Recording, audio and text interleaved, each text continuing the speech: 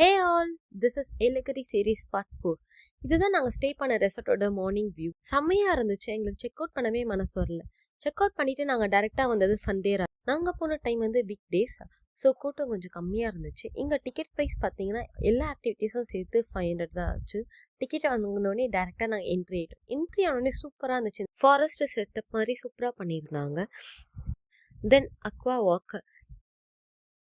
இந்த கலர் ஃபிஷ்லாம் பார்க்கும்போது ரொம்பவே க்யூட்டாக இருந்துச்சு. நான் பார்த்ததுமே ப்ளே பண்ண ஸ்டார்ட் பண்ணிட்டேன். ஆனால் எதுவுமே அசையல. ஆனால் ஒரே ஒரு காமெடி தான் ஞாபகம். தென் ஸ்டார் ஃபிஷ், ஸ்னேக்ஸ்லாம் கூட இருந்துச்சு. அப்புறம் நான் ரேபிட்ஸ் பார்த்தோன்னே ப்ளே பண்ண ஸ்டார்ட் பண்ணிட்டேன். நம்ம ஃபீட்லாம் கூட பண்ணலாம். ஸோ ஃபீட் பண்ணிகிட்டே அப்படியே ப்ளே பண்ணிட்டு இருந்தேன்.